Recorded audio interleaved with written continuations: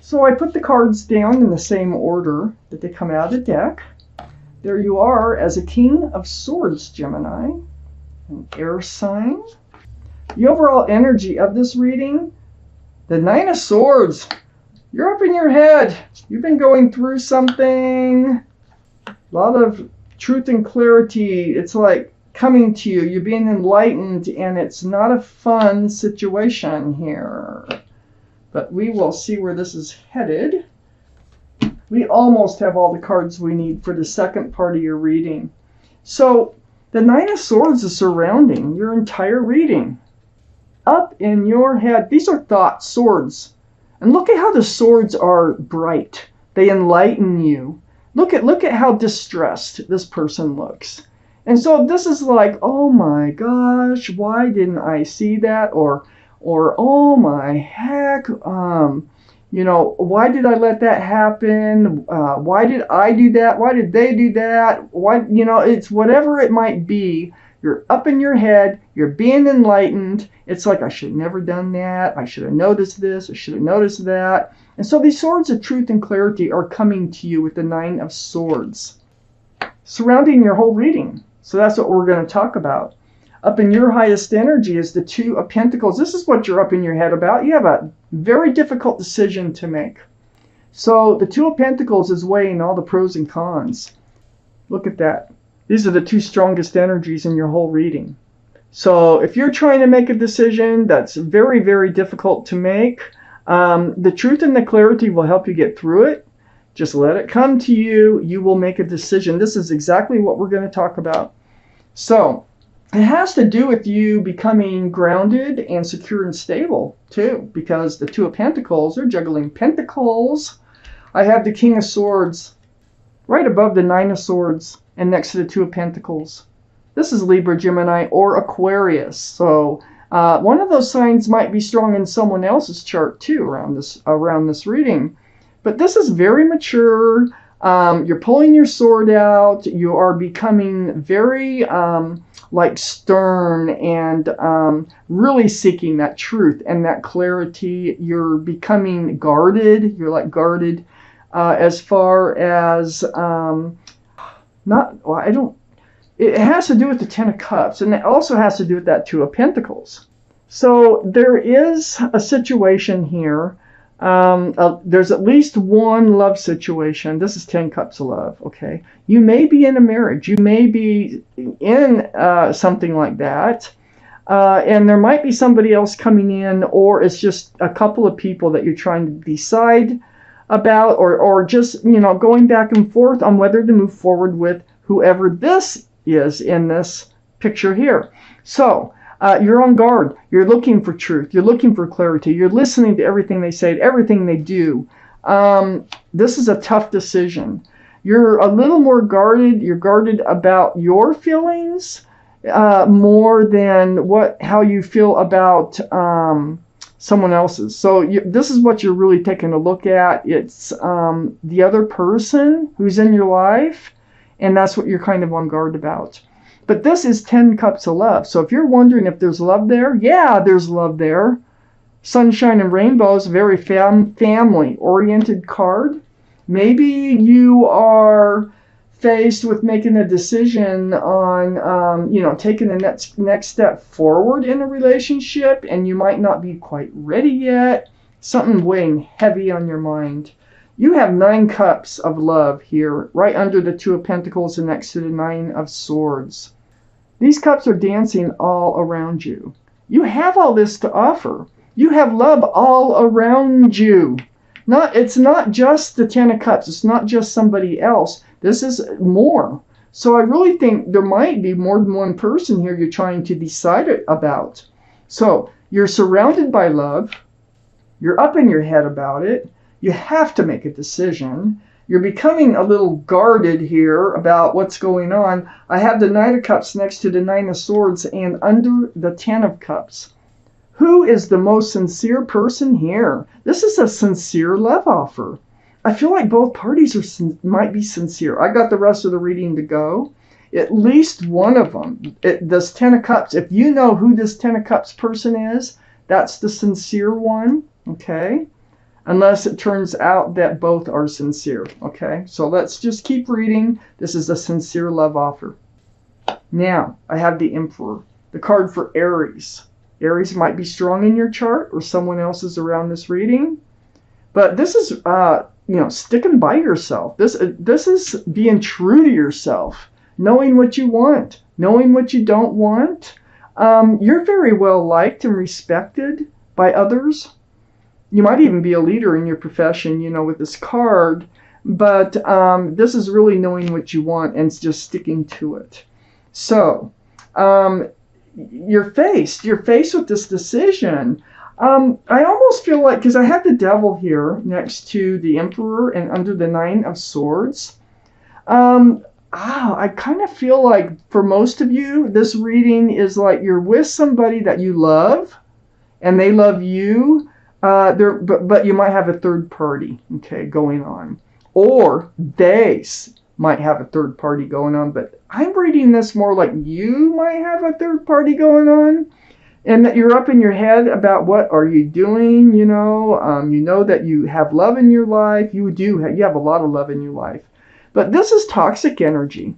The three's a crowd. Look at there's three people.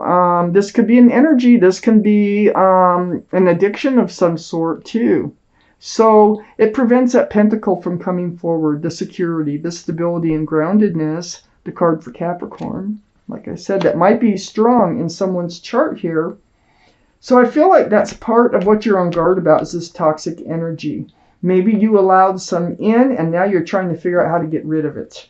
Because right next to the Devil card and under the Knight of Cups is the Seven of Cups. Yeah, I think they came in. I think someone else also came in with this. I think they presented themselves as if they were sincere, but they were really one of these cups. And now you realize it, and that's what you're up in your head about. And the Seven of Cups, none of those cups are the right cup. They all scream, pick me, pick me.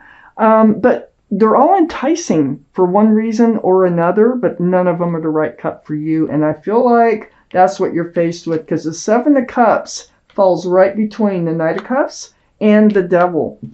So this is a toxic cup. I think you need to know how to get it out of your life. And I think you want to keep the Ten of Cups. So far. I could change my mind. Let's get through this reading. Oh my gosh. Oh my gosh.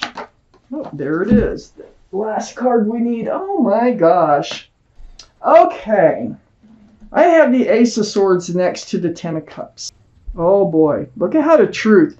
All these swords of truth and clarity coming to you. I mean, it's like a light bulb going off. Like, ta-da!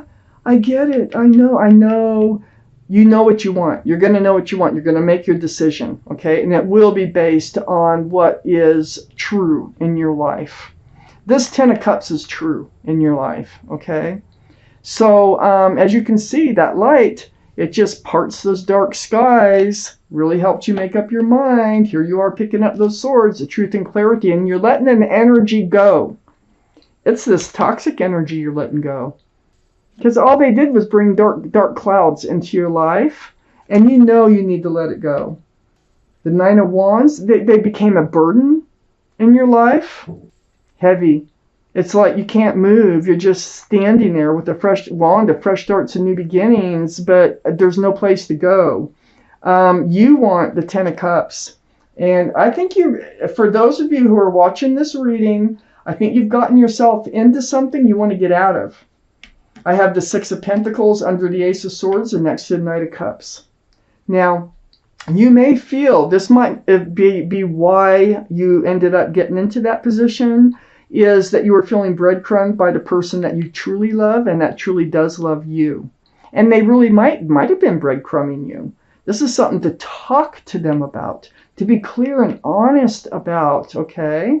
So in this reading, that is beautiful advice if that is the situation for you.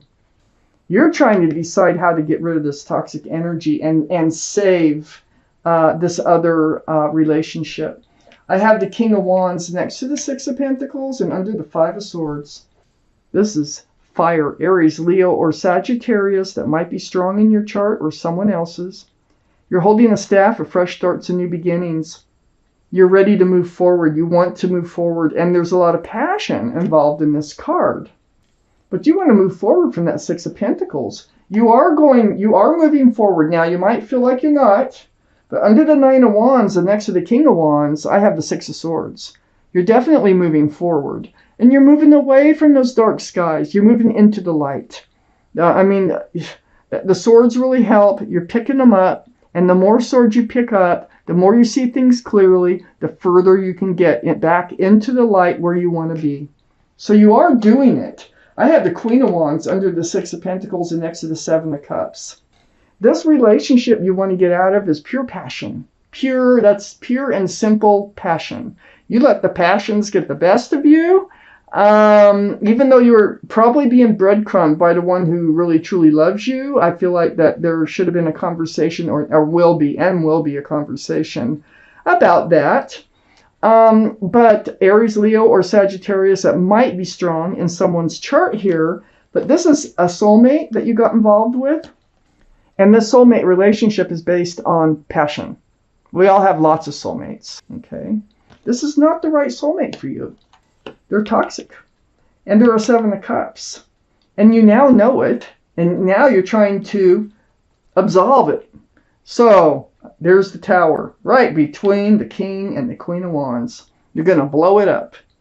You've had enough of this other relationship. You know it's toxic. And you want to go back to the Ten of Cups. You want to get back into this really nice, loving place. Look at the Knight of Wands right next to the Tower card and under the Six of Swords. You're moving away from this energy. You know, they ran in and out of your life. It was like, I don't know. It feels like for most of you, you would meet at somewheres and, you know, just have a passionate time together.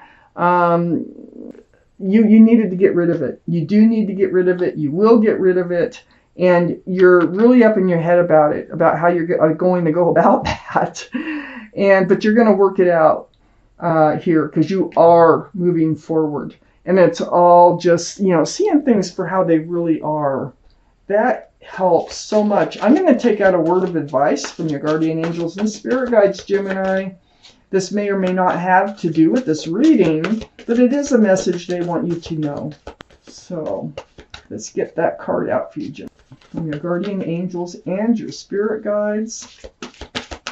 Just see what it is you need to hear. Let's pull out your card. Get my glasses on so I can read it to you. All right. Let's see where it's at. It's right here. Right there. Back on there. It's card 20. Right there. It says review and contemplation. So I will read it to you. You've accomplished a great deal in your life and you have much to be proud of. Now it's time to decide what's next. As you contemplate the past and the present, you'll get clear on your divine life purpose. Don't be distracted by conventional thinking. Be the real you. Stay true to you, like with the Emperor. Stay true to yourself and all will work out. And you are picking up those swords of truth and clarity. You are moving away from another relationship that you know is not good for you. So